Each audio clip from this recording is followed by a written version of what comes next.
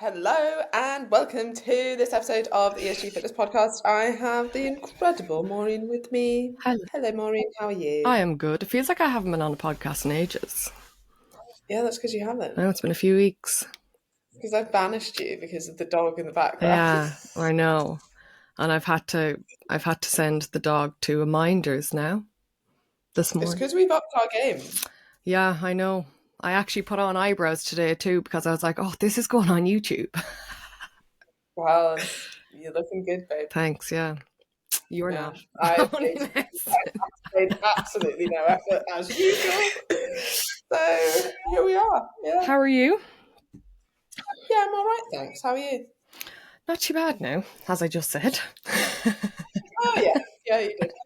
Yeah, I'm all right. I'm going to Kew Gardens tonight to watch like some Christmas thing with Katie. So that'll be fun. To where? Yeah. These gardens in London, I'll show you pictures, but I think they put like all these like Christmas lights and stuff. It's gonna be well Christmassy. Fancy.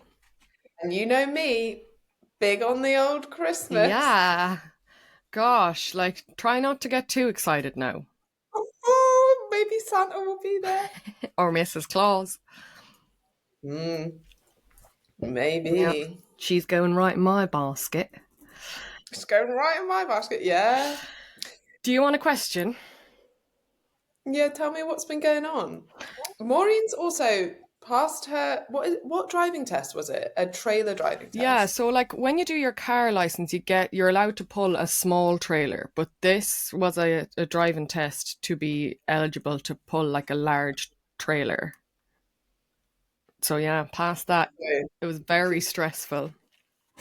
It did sound quite Oh stressful. my God, like on the day, like I couldn't believe it on the day. So for people that are listening and who want to hear my life story, but I was stressed about the driving test anyway. And then when I got there, I had to borrow somebody else's trailer, a different driving instructor's trailer, had to go over to the test centre, pick up this trailer on my own. And my instructor was like, make sure you check all the lights and everything. And I was like, yeah, grand, check the indicators. But like, it's really hard to check the brakes when you're on your own. So like, you can't press the pedal and be standing at the back of the trailer to check if the brakes are working at the same time. So I was just kind of sitting out the front, just waiting to go, and I was like cutting it fine, like I really should have been heading in. Anyway, a third driving instructor came over to me and he was like, oh, I was talking to Paul, my guy, and was like, he just asked me to check up on you and see was everything okay before your test. Thank God he did, because he was like, let's just check everything and make sure. And he was like, press the brakes there. And he was like, your brakes aren't working. I was like, you must be joking me. What do you mean they're not working? So he went like fiddling with the connector, like that there's like an electrical cable that connects from the trailer into the Jeep, and he went fiddling at that to see if that would help. That didn't do anything. So then he was like, you'd want to be heading in, like they'll be expecting you to be in there now. So we drove around to the back of the testing centre. He was like, go in, start your test, like, 'cause you have to do like a bit of a theory first. And he was like, go in you, I'll try and sort this. So as I was walking in, the tester was coming out looking for me. And I was like, oh no, like I'm late already. He was like, I thought you weren't coming. I was like, sorry, I'm here. Anyway, went in and did the little theory thing. I had to answer a few questions. And then we came out and the guy was still fiddling at the trailer and my Jeep. So got there and he was like, yeah, the lights aren't working. Telling the tester the lights aren't working. And then he was like, we're going to have to swap trailers. So now I had to take this guy's trailer, who I'd never reversed this. Like the reversing the trailer is the hard part. So yeah. I was like, I've never reversed this trailer. And like the criteria to pass the test in terms of the reversing is very strict anyway. So like you need to be on the ball with the reverse. And I was like, oh shit, I've never reversed this trailer before. You know, is this just, I'm just destined. Nothing is going right this morning. I'm just going to fail it or whatever. This was what was going on in my head. And it was pissing rain. And I was like, oh my God, the tester is standing outside in the rain. He's not impressed. Like, you know, we're over time now. We should be gone. So we swapped over the trailer and everything. And then we got into the Jeep ready to go. And you know, when it's raining, well, you probably don't know because you don't wear glasses, but when it's raining and your glasses have all like water all over them, and then you hop into the Jeep and next thing they all fog up. And I was trying to clean them. They stayed all fogged. And I was like, I just have to go with the glasses all steamed up. So I was in a flap about this. anyway.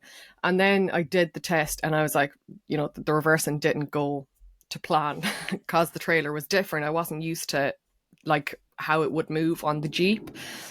And he went in then, and my driving instructor came along and he was like, give me the keys to the Jeep there and we'll swap over the trailer back to your man again. And I was like, oh my God, disaster. And when I went inside, the tester was like, so you've passed your test. And I was just like, oh my God, thank. Oh, what a Oh yeah, like stress. I took the weekend off after that. I was like, I just need to just decompress. Like this week has been, yeah, it just took a lot out of me. I remember in my driving test, I thought I'd failed at the start. So then I was really chill and I passed with only one minor. Well done you. So you were chill because you thought you failed. Because I thought I'd already All right. failed. So I was like not really stressed about it. I was like, oh well, I'll just drive around and do what you said. Like it'll be good practice anyway. Oh God, I'd be stressing. But anyway, yeah, I'm just a stressy type of person. And as my mother says, you're an awful worrier. You're an awful worrier.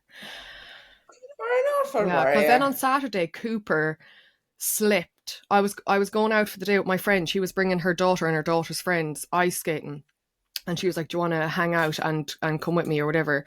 So Mom was going minding Cooper, and next thing he slipped on Mom and Dad's sitting room floor and hurt his leg, like full on was crying. I was like, I can't go. I can't go. The dog hurt his leg. You know, he needs me to be here to mind him. Bearing in mind, like, what could I do for the dog? Like, nothing. Yeah. And we were out of power. Like, there was a power cut from the night before from the storm. So, Mom was like, what would you be doing staying at home? You never have a break from the dog. Go. Don't be worrying about him. He'll be fine. But like that, I was thinking about the poor dog all morning when I went ice skating then. And it's fine now. He is fine, but he was carrying his leg for a while. Like, I don't know, did he like sprain it or something? He was Yeah. limping with it a bit. I felt so sorry for him. Anyway, Mm. oh, and I passed. I got my first belt, not my first belt, my first stripe in jiu-jitsu all in the same week. What a great week for I you. know it was a good. And we nailed the commit to six, didn't We we? did, we did. Yeah. The only way is up. Okay, I suppose people have listened to enough of us rambling, unless you have Yeah. some life. No, I mean after that, let's You've no life crack on update, now. no. Okay, I've been reading a book called The Obesity Fix, and I'm fascinated by the discussion around enrichment of bread/cereals with vitamins. The take home seems to be that it makes us crave the poorly quality food even more because we seek out/recognize the vitamins in them, which is great for the manufacturers as it's cheap to produce, but does us more harm than good. I'm not overly worried about it and don't eat much in the way of box cereal/bread, but my family does, so interested in what you think of it. I actually think as a public health initiative, when they started fortifying things like cereals and breads to get in certain vitamins and minerals, it was a very good thing. Like it's actually quite important. Um, and I don't think that's what's causing the obesity epidemic at all, nor do I see any evidence for that whatsoever. I also don't think that adding certain nutrients to things would make them more like would make you want them more. No, I don't think so either. It's Also, the guy that wrote this book, a lot of his stuff is very questionable. okay. It's all Yeah, faff. it sounds quite biased to me.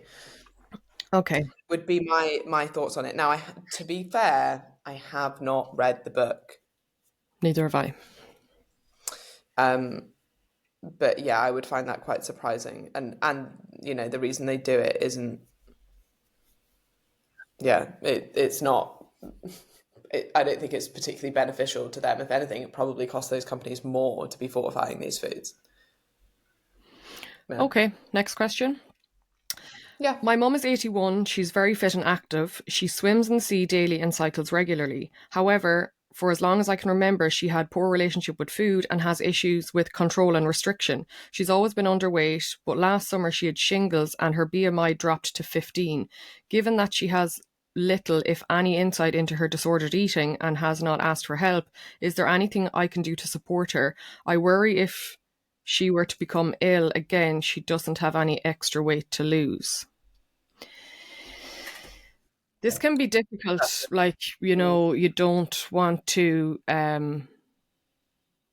I think it's one of those things where the person themselves have to kind of recognize if they feel that they have a problem. Um, it can be a bit triggering if you are coming up with your own ideas. Although it's coming from a good place, it's not really. I know it's very hard when it's, your mother, but it's not really up to you to try and tell her she needs to change it. Sometimes that can actually go in the other direction where they're like, no, there's nothing wrong with me. I don't have a problem. I don't know what you're talking about. You're just putting your own beliefs around food onto me when I actually am fine. And it can cause a lot of friction. But I totally understand that it's very difficult if you're noticing that and you're sure that she definitely does have disordered eating, because like somebody's eating habits might feel normal and feel fine to someone, and it's not having a negative impact. And to somebody else, you might think, oh, they're being very restrictive, and she has disordered eating.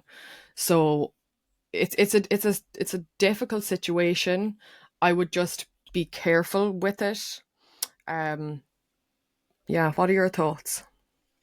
I think you're right in that you can't project, like, I don't know, someone who doesn't eat chocolate, as you might feel like for you that would be really restrictive and disordered, but for them, then don't really care about that, right? And it's not disordered to their life, fine. Now, if you're like, actually, my mum probably does have these disordered eating tendencies, she is 81, which means that it might be quite hard to change her mind. I find that older people, it's harder to, I mean, like, obviously they've got longer to have like instilled these habits and beliefs. And I probably wouldn't go in with, well, I definitely wouldn't go in with like, I think your eating is disordered, or even mention that. I'd probably go in more with, um, I'm worried about your health or like, let's get you as strong as possible. Let's fuel you. I don't think you're eating enough. It's a really common thing for older people to start losing weight. Their appetite goes and things. And maybe you could just be like, it's so important for muscle, for health. Can we get you eating a bit more protein? And maybe you buy a load of protein bars, but ideally buy the ones that are higher in calories. And you say, can you eat at least one of these a day? I'd probably make it really simple and really practical.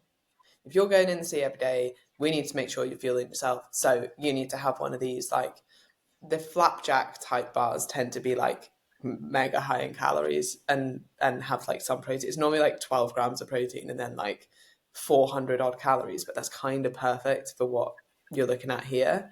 Um, I'd be more likely to sway down that route, or things that, and this is quite a good thing if you have someone, this is a little like trick, if you have someone who's got disordered eating and like maybe is quite underweight, so they have these kind of like health halo type foods, things like nuts, and honestly things like, do you know those deliciously Ella bars? Oh yeah, I've seen them. I don't think I've ever had one though.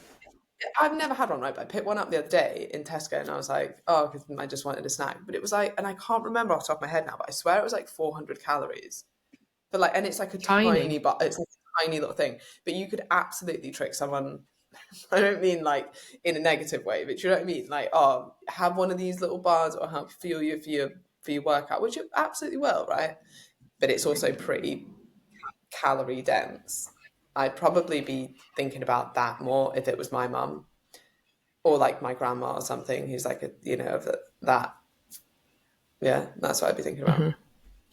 Unless she came to you worried about her eating or she opened up to you about that. And that might be the start of that if you're talking to her more about diet and fueling herself and how important it is that, if she did get ill again, she's got no weight to lose. Let's see if we can like build that up a little bit over the winter or yeah, that'd be my thoughts. Hmm. Is there much point in running just once a week? I've run on and off over the years and never really done it. Never really loved it. But today I felt like giving it another go instead of the gym training. I'm getting in 3 strength workouts the rest of the week. I know it's better than nothing, but at just once a week, is it going to take me a lot longer to get into the groove with it? And is there more benefit if I run more often? For reference, I've never considered myself as built for running, being 5'2" and on the stockier side. I've always assumed that more naturally lean and gazelle like women will find running easier. but I'm That's such a good description. there. Ah, yes, gazelle-like I'm lady. just imagining, like, yeah, someone prancing around the road. Oh, I'm just out from my morning run. Oh, that won't be me or you, Emma. I'm very gazelle-like, thank you very much. Okay, back to the question. But am I just creating excuses not to give it a proper go? Something in me wants to be able to prove myself wrong. Thanks. Oh, look, you've just talked yourself into that. Yeah. Like, you know the answers to all these questions as well. Like, is there a point doing one run a week? Absolutely. Like, it is so much better than doing no runs a week. Will you get more results if you do more? Yes, yes, you will. Like, will it be easier to get into the groove, and will you get better quicker if you do 2 runs a week? Yeah, much like it'd be the same with anything. Will you get better at it if you do it more often? Yeah, of course you will. Can you get better at running even if you're short and stocky? 100%. Yes. I have nothing to say about the gazelle, but I just think that was a great description. Lean But and yes, gazelle like. it does sound like you've said you want to challenge yourself a bit. Okay, let's see. Let's do it.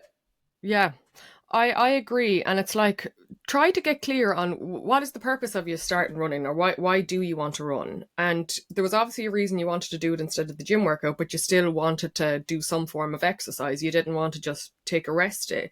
But I think get clear on, like, what would be the benefits to you for running? Is it something that you enjoy, or maybe it's not something that you fully enjoy, but you want to challenge yourself again to prove yourself wrong, or to prove to yourself that, that stereotypical lean gazelle like woman that You were just wanted to say that. what Gazelle like. gazelle like. Yeah, I like that. I like that word now. Might be using it a lot.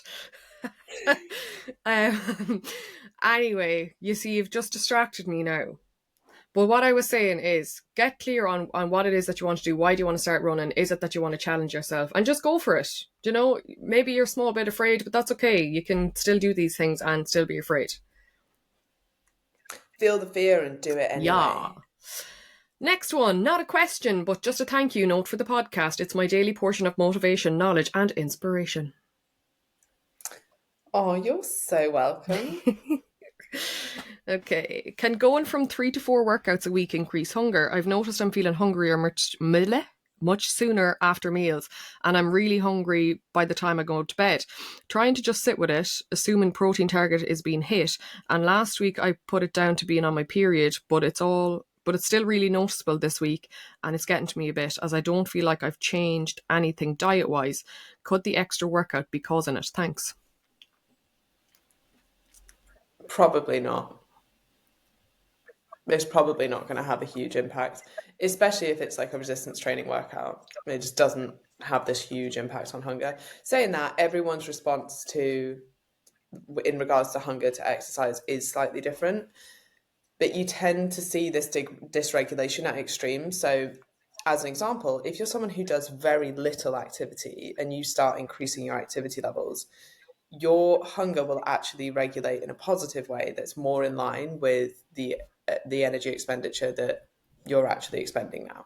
If you go to an extreme and you're, I don't know, doing like 20,000 plus steps a day, yeah, you might start to get an increase in hunger that goes over and above the increase in activity that you're doing. Part of this is because of food choices, and part of this is just because your body is there to kind of protect the energy stores that it has. The other thing that could be happening at the moment is if you're like, oh, not really very much has changed, and I was losing weight and it was going really well, and like now I've done this extra session and maybe it's that. It could also be that you've lost weight, you now have less fat, and you've been dieting longer, and it's cold and it's dark and it's winter's coming up, and like all of those things are making it harder. So when you have less fat to lose, your body will protect those fat stores more strongly.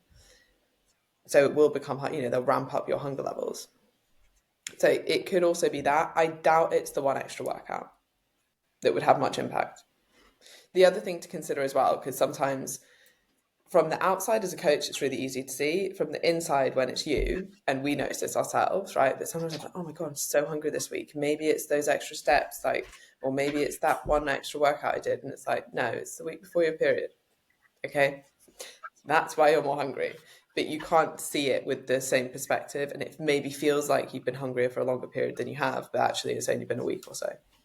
Yeah, another thing as well, like I know a lot of people focus on protein, and yes, while it's really important to focus on protein, sometimes the focus can be so much on protein that fiber gets missed. And if you say haven't had, um, we'll just say if you were to actually assess your food diary and you're like, oh, I actually didn't eat as much fruit and veg this week as I did other weeks, then like that will have a noticeable impact as well. So I would just be mindful of that too. And sometimes, there is just no real explanation, or you don't really need to dive into it too deep. You just will be a bit hungrier. And if you can just kind of accept that and be like, okay, I am a bit hungry this week, but what can I do to try and help myself as much as I can? And try to not really panic about it, because when you are dieting as well, it is normal to be a little bit hungry from time to time. Agree. Really interesting thing you said about protein, because I totally agree. I think it's hard because protein's so important, but I think then people take it to the extreme. It's like it's so important if you're not eating very much at all to eat more. But when you're already eating a decent amount, like we normally set like 100-gram target, right? So and if you drop down to 80, it wouldn't be the end of the world, but like about 100 grams is a good target. The research that shows that like 2.2 grams of protein is like the optimal for muscle protein synthesis, that's technically true, but the difference between 1.2 and 2.2 grams is actually very small in relation to the benefit that you get from it. And I kind of had forgotten about that research. I looked at it again a couple of weeks ago for something else that I was doing, and I was like, oh, yeah, that like protein's important, but it's not like the be all and end all. And once you get enough, actually getting more has this law of diminishing returns. It's not just like more and more and more is exponentially better.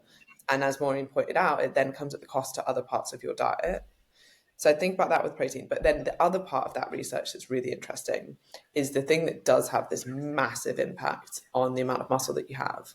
Resistance training is so much more important than protein. Now, of course, you need both, right? You can't like build protein without the building blocks of protein, the amino acids that you would get from eating a protein source. But resistance training is just has the most potent impact in comparison. So yes, you need both. But if you're getting like a kind of like minimum amount of protein, something we normally set is about 100 grams for a woman, um, then like forcing that up isn't really going to have much of a benefit unless it helps with your like satiety or your just preference of eating. But if it's coming at the cost of other parts of your diet that might be more satiating, then that's something to consider as well. Next question, there's no context, but how to not eat birthday cake. Well, if there's no context, then don't. Yeah, I'll give you a bit of context. So when this question was asked, it was around the time of her child's birthday. Working on a fat loss Mm-hmm. goal, struggling with, overeating, maybe extra snacking and stuff like that. And then, you're at an event and there's something there. And how do you, I don't think she fully means not how not to eat birthday cake, but maybe how not to go OTT on the birthday cake. Yeah, I mean, I think with those events, especially if it's like a kind of like loads of food is set out and stuff, you are going to need to go in with some self control and with a plan. If you're like, right, birthday cake is a puck, yes, I want to have it. And also, I want to see my child, but like, I want my child to see me eating the birthday cake, right? That's maybe important to you, or maybe it's important that you'll do it as a family, or more to the point, it's important that you're not like avidly not eating it and like mum doesn't eat cake or whatever. Like maybe that you want to be a bit of a role model in terms of relationship with food to your children. Fine. So have a bit of cake, but then stop. Like say you're only going to have one piece and then only have one piece. That like, and I know it's like this question was really simple and the answer is really simple, but it is as simple as that, and you can do that, and you do have like the willpower to do that, and you give yourself some credit when you've done it afterwards, and use like, if is this one of your Yeah. one-to-ones, use Maureen. Be like, I have my daughter's birthday on the weekend, this is what I've got coming up. Make a plan with her. She's going to check in with you the next day. Hey, how did that birthday go? Or like when you get home that night, you just send me a quick message saying, this is what I did. yes, I nailed it. Like, it just holds you accountable. It makes such a difference, just that like small level of accountability of like, but I'm going to tell Maureen this, as opposed to like, because you can obviously in the moment think, well, no one cares if I eat the cake, no one cares if I don't eat the cake. It's up to me. It looks tasty. I've had a bit and now I want some more. But if you know there's just like a bit of accountability when you get home, and you can celebrate that win with somebody, which is a really big win if you're someone who's always struggled with that, that makes a huge difference. Yeah. And I think the like going in with the intention is really important because, you know, if you're someone who has maybe enjoyed snacking or you kind of like that the act of picking at something and having snacks like multiple times in the day, but then it's actually incongruent with what you're trying to do in terms of your goals, and then you're trying to change that. If you're kind of like dipping the toe, I want to change it, but I don't really want to change it. Like it's going to be a constant fight against yourself, which I'm not saying that that's, you know, it's easy to just switch it off and say, yeah, I'm just not going to do this anymore. Like obviously you've learned this behavior. You've practiced it a lot that it's kind of second nature. It goes on autopilot, but we have to be really intentional about wanting to change it. And you will have to put up some resistance against yourself to want to give in. Again, it's really hard. But if you're kind of like, nah, I might have the cake, maybe I won't, I don't know, oh, I shouldn't have the cake, but I'm going to have a bit of cake and then I'll deal with it tomorrow. Like, that is just a mind fuck. And it can just make things so much harder if you're making these plans that you're not going to go OTT on the cake, but then you say fuck it and you do it anyway. Like, you're just, it's mentally taxing to be trying to fight against yourself that whole time. That is the most fatiguing part of dieting. It's not saying no to the cake. It's the little voice in your head that's like, oh, but you could have a bit more. Oh, but who really cares? Oh, but you never do well on diets anyway. Or like, you're always the person that eats the cake. Just eat it. That's why I will often say 100% is easier than 99%. Like, commit to something 100%. Go in and just be like, no, I'm having one piece of cake. That's it. There's no discussion around that. You can't convince yourself otherwise. You're not going to allow yourself to convince yourself otherwise. You're just going to commit to it fully. And that's the easiest way to do it. That 1% in your head that's like, but you could do something else. Or like, oh, but you could change that. Or you could. No, that's the fatiguing part. So you just commit to it and you don't think about it again. Do you know the weirdest situation where I get that all the time is whenever I book travel. This is such a strange thing, but honestly, whenever I book travel, I'm like, I want to change it immediately as well. I'm like, I could go a different day, or I could get a later train, or I'm like, what if I don't want to go at that point? It's just like, it's honestly so weird. Like, I booked my train home yesterday, and then I was like, I want to go the next day now. I wonder why. Like, isn't it mad? It's so strange. Amelia used to hate it because I'd always be like, she'd always like be like, "Oh, can we just book these flights?" I'm like, "Oh, I'm just gonna hold off booking them." She's like, "For what?" And I'm like, "I don't know. I might not want to go that. Like, I don't know. It's just the amount of money I spend waste changing Yeah, like things." that would drive me insane now. I'd be like, you're just so unreliable. I'm not going anywhere with you. I mean, it's better when I'm with somebody else because, and so like the only reason I've already booked this train is because Jordan's getting the same one. Okay. Otherwise, I would have booked it the day before and then been like, "Why is it so expensive?" Okie dokie. Yeah, Next very next strange. question. It's almost like I don't like being told what to do, or like I But you're just not don't being like. told what to do. You chose to book that Yeah, train. I've told myself what to do, and then I'm like, how dare you tell me what to do myself? Right, I'm messed up. Okay, leave me alone. Is it okay to do a dumbbell workout targeting the same muscles for 20 to 30 minutes a day, 6 days a week, or would doing fewer sessions with more rest be better for muscle growth, recovery, and overall fitness? I'm new to this and my weights are 4, 6, 8, and 10 kg. So for you specifically, follow the commit to six dumbbell workouts. But for anybody else, what was this? So doing this, so basically the same workout for 20 minutes every No, no, day. no. Well, dumbbell workout, but targeting the same muscles for 20 to 30 minutes a day. Uh, I don't know if she means like one muscle group That's what I'm thinking. each Or day, does she mean like, full body each day. Because if you're training every single day, you probably do want to break up your muscle groups so that they have time to actually recover and adapt. But if you're like, oh, I'm only going to train 3 times a week, then actually doing something that's more full body would probably be a better idea. Yeah, so we'll just say, for example, if this is, I'm thinking maybe she has picked, let's say she does a squat, a shoulder press, a chest press. She picks a few exercises that she is able to do with the weights that she has. This could be totally wrong, but I'm just assuming. And then she does that same workout every day of the week. I would be saying, no, you're not going to get, I would say that's not of much benefit to you. You're kind of losing out massively there if you're doing just the same movements on the same muscles every day of the week without any bit of a rest. And you could run in the risk of injury. And also, why, when we've written you beautiful Yeah. workouts? Yeah, I would agree. Although, just to play devil's advocate, because I'm a knob, I think it's still so much better than doing nothing, right? Would you still get results? 100%. Yeah, you absolutely would. But would you be better breaking those up so that your muscle groups can recover, even if it was like upper, lower, upper, lower, upper, lower, or something? Mm-hmm. Yeah. Okay. Just around mindset on short-term goals, but maintaining them, which for me is hard. What? Oh my God, start again. I hate reading.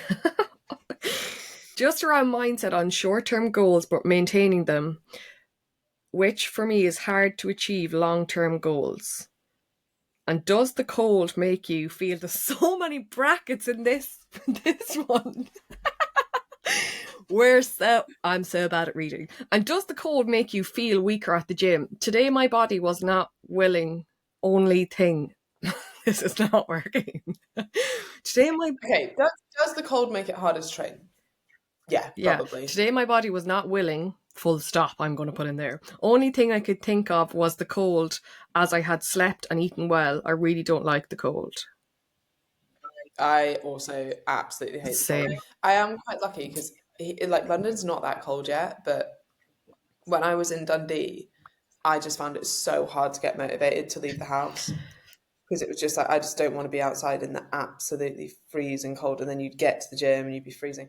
What I will say is you need to add in a bit more of a warm up because I found like if I went on the cross trainer and got a bit sweaty, then I was like, yeah, okay, I'm ready to do a workout. So I think you might need to add more of a workout, whereas in the summer you might have been able to kind of like rock in and just like do 5 minutes and then get going. Now you are probably going to have to do a little bit more to get warm. But yeah, it's harder. But you're not average. So you're going to embrace it and you're going to be like, yes, it is harder. But what most people would give up, I'm not going to give up. Yeah, I despise the cold. It's so cold here. Last night wasn't too bad, but the night before, it was so frosty that I woke up to pee at 3:30 in the morning and I had to turn on the heat and leave it on then until I got up. Wow. Yeah, like so cold in the night. Like sometimes, when you move your head on the pillow to a new spot, like it was so cold that I thought, oh, is the pillow wet?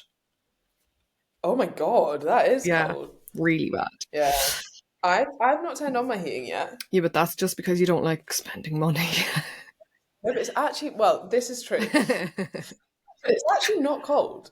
Yeah, Like I'm sitting in a t-shirt and it's not. I think it's because all of the flats around me are probably like maybe. got the heat on. Maybe I get that. I But don't that's know. quite a new building as well, though, isn't it? Yeah, it's Yeah, brand new. So yeah. insulated walls.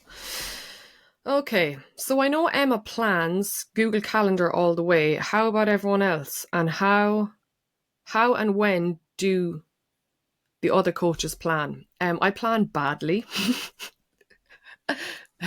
I use Google Calendar as well. Maybe just not as efficient as Emma. I think Claire uses Google Calendar too. Well, all the coaches have to because that's where I send them stuff. Yeah. But like, it depends how much they actually use it for the rest of their life. I mean, pen and paper works well. It's just that it's not there. Like, that's why I'm just like a digital calendar. It doesn't have to be the Google one. Like, it could be any digital calendar, but it's just nice because it syncs with most of the things I work on. Um, digital calendars work so well because if something needs to move, you just move it rather than score it all out and then try and figure out this. And then you're out doing something and you've left your calendar at home. It's like your calendar's in your phone. So you can just move stuff, change stuff, know where you're meant to be. It just makes, for me, a really big difference. But if, say, for example, you sit down on a Sunday and you're like, right, I'm going to do workouts Monday, Tuesday, Wednesday, and then on Monday your kid's sick, but you can move that workout to the Friday instead. It's like, okay, it's all done there, nice, like, nothing's all messed up. It just works. Mm-hmm. But you have to use it. Because I remember years ago, I tried to use it, and I think just because I didn't really use it, it doesn't work. Like you have to put everything in it and actually move stuff when it needs to be moved and actually, organize your day that way. And then it works really well. Yeah, like I probably don't put in everything maybe to the same extent as you. Well, maybe I do. Like anything to do with work in terms of like calls, podcasts, appointments or anything like that, it's all in my calendar. Because if it wasn't, like, I wouldn't be turning up. Some No, you don't know where you're meant to be. no. Like, and then the other thing that I do is say you were like, oh, Emma, you need to update, I don't know, someone on PT Hub. And I know that I will forget that straight away. And I can't do it in the moment. Because if it takes less than 2 minutes and I can do it in the moment, I normally just do it. But if I can't, then I'll just put that in where the work block is. I'll be like, move so and so, or, whatever Maureen's told me to do. And then I know it's going to get done. The thing that I think some people get wrong about using like calendars or organizing their life or whatever, sometimes people take it way too far and then they spend more time organizing their calendars than they do actually doing anything or like really using that and getting the benefit of it. So yeah, that's something to think about. I don't think it's many people that we coach, but definitely more when we're doing like the business mentoring side of stuff. There are some people who over plan and just don't take any action. It's like, yeah, you've got a really nice plan, but like you've wasted the 2 hours that you actually had to do any work making this plan. So there's a line there. Like do plan ahead, but don't spend all your time planning. Mm-hmm. Top tips for navigating Christmas social events and staying on plan, please. I think I've done that to death. Do you have anything specific to add? Navigating social events. So you will have to be intentional. Okay, first of all, it's like you have to figure out what is it that you want over Christmas. How do you want to show up? So if you're on Commit to Six, or even if you're one-to-one. Oh, wait. Didn't you say you were going to do a whole video Yeah, on this that's what I was about to say.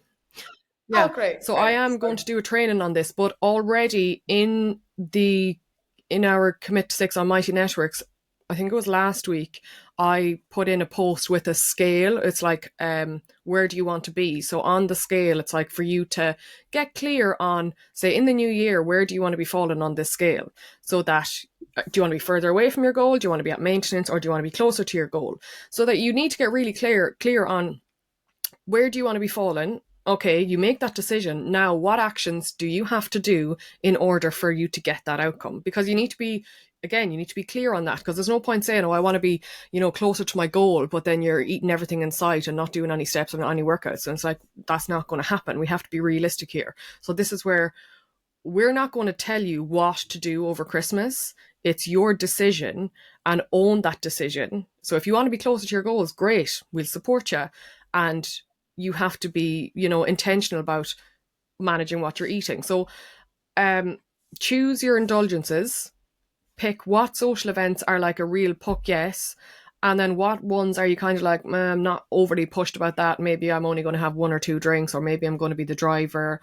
But you will have to be intentional about going to them and kind of having a plan, rather than just going to them and being like, fuck it, it's Christmas, just going to do whatever, because you will be disappointed if you just wing it like that. So definitely you need to sit down and write out, okay, about the social events, how are you going to show up to each of them, and stick to it. Otherwise, you're just going to, like we said earlier, there's no point dipping the toe in, being like, oh, I want to stay on plan, but YOLO, I have a social event. Yeah, and that's such a bad place to get to, is to tell yourself that you're going to do something and then not. show up for it. Like, oh yeah, how do you want to feel in January? Yeah, I want to be closer to my goal. I want to still have lost fat and I want to be in great shape. Okay, this is what it's going to cost. It's going to mean that you can't have 3 mince pies. It's going to mean that you need to be, like maybe there's only 1 or 2 social events that you actually drink at. And even then, you're going to be like sensible with the amount that you drink. Or you might be like, I'd be happy to just like stay at maintenance. Okay, cool. Well, that's going to look different. Again, like it really depends on what you want. But we always come back to like, something similar to this, but don't get upset about the results that you didn't get from the work you didn't do. Like set a goal. Your coach will help you like navigate like what would need to be required to reach that goal, and then are you willing to do that or not? And there's no right or wrong. This isn't like a judgment thing. Like feel like I'm happy to put on 5 pounds over Christmas. I just want to have a great time. Then I'm going to knuckle in January. Okay, your goal, will help you do that. Someone else is like, I still want to be losing fat over Christmas. Absolutely fine as well. Doesn't mean you can't enjoy Christmas. So completely up to you. A really good question that Maureen said that I just wanted people to think about is like, how do you want to feel on Boxing Day? Or how do you want to feel on the 1st of January?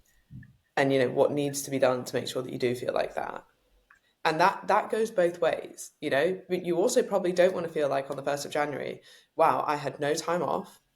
I avoided meals that I wanted to go and enjoy. I didn't really go to social occasions because I was worried that wouldn't fit in with my calories. You certainly don't want to feel like that either, but you also probably don't want to feel like, wow, I really I really went for it. I feel pretty crap about myself and I've put on a lot of weight and I don't feel great going into the new year. You don't want either of those extremes. Okay, so how do you want to feel? And then let's work backwards. And that's why I really like that scale that you did. Like, cause they're the 2 extremes of the scales and we kind of want to like stay away from either of those, but it's like somewhere in the middle, and what that looks like for you will be different to what that looks like for me, to Maureen, to anyone with whatever goals that you have. Mm-hmm. Do you want another one? Last one. I have a question for the podcast based on an article I have read in the Times today regarding Trinny Woodall's arms. According to her trainer, her diet is based around something that is known as the glucose goddess diet. Emma's bestie. Surely this can't be true. The protocol is based on whereby you eat your vegetables first at meals. So if you have got eggs, toast and broccoli, oh, for God's sake, you would eat the broccoli first, then the eggs, protein and fats, and then you eat the carbs, the toast. The theory is that the fibre acts like a filter, slowing the rate at which the glucose from the carbs hits your bloodstream, keeping your blood sugar levels as stable as possible. And then in quotes, then you'll be less likely to store body fat. Is this actually true? No. Goodness me, people like complicating food intake, don't they? Yes, they do. Yes, they do like complicating it. Some of that is true. So, like, if you eat your vegetables first, your glycemic response to that meal will be lower. The point that, and then people kind of stop there and they're like, oh, okay, maybe I should just eat all my vegetables first. I also think there's a behavioral element to eating your vegetables first. If you sit down and you eat a load of broccoli before you eat your meal, do you think you're going to be more or less likely to overeat? Less, obviously, right? So I don't think it's necessarily a bad thing. I actually think like if you started every meal with like a side salad or a bit of soup or like some broccoli or whatever your veg, then you probably would end up eating less and that might make you lose weight. The reason that this person is losing weight, if they are doing that, isn't because their blood glucose levels are lower. Like, I could eat just fat. I could eat like a stick of lard and my glucose levels would be lower after that than if I ate an apple. But the apple has significantly less calories in. Is like people are so fixated at the moment. Well, mostly the Glucose Goddess and the Zoe app and like anyone with continuous glucose monitors, with like the glycemic response, the glucose response after a meal has very little to do with how good or bad that meal is for you. And the real kicker with this, because I think a lot of people now use it more as like, oh, it's personalized nutrition because I can see what my glucose response to a certain food is. And thus I can base my diet around that and different people. So if Maureen and I both ate the same food, we'd have different glucose responses, right? The reason that doesn't work is twofold. One, like I just said, the glucose response to a meal doesn't indicate whether it's good or bad. But two, and this is the big thing that kind of just like, I'm like, why is anyone still using this if we have this data now? Obviously, because there's a huge amount of money behind it. But the second thing is your individual response will also vary significantly. So if I ate the same food even this morning versus this evening, I'd have a completely different glucose response to that food. And that's partly just because of change, but it's also partly because time of day impacts your glucose response. So you're most sensitive to insulin at about 12 p.m. So like noon. Is it 12? Yeah, 12 p.m. And then if you've exercised, so for example, I did a workout this morning. Thus, if I eat something now that has the exact same glucose load as if I hadn't done a workout, I will break down that quicker. So my glucose response would be lower and it would clear quicker because I've already exercised. Now, even more so, if I was like eating on the go or I'm moving around, I'm not just slouched around, then again, I would clear that glucose quicker. There are so many things that impact that. Not only that, but most of the time when people are looking at glucose response, they look at one singular food, and not many people eat one singular food, right? So if you added fat to a meal, that would slow gastric emptying, that would slow your glucose response after a meal. Point being, anyone who's not a type 1 diabetic does not need to worry about this. Even type 2s. That's not something they should be massively concerned about, nor do they need to be having a glucose monitor. And normally it's just massively overcomplicating things like this person said, but also just like adding a load of stress to your life unnecessarily. Now, if someone's like, well, I used a glucose monitor and I ended up eating less, or I ended up losing fat, the point being is because you ate less, because you saw that glucose response and you started eating less, or you changed your diet in a way that you were now consuming less calories. That's it. That's why it worked. Nothing to do with your glucose response. I agree. It just these kind of things kind of annoy me because it's like it's causing so much confusion for people when, yes, there, like you said, there are some benefits to it, but not for the reasons that are being relayed online, and it's just But that's every single fad diet, isn't yeah, it?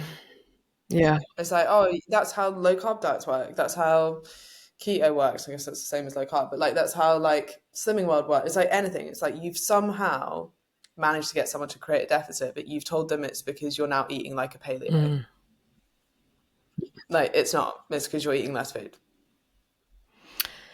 okay, All right then.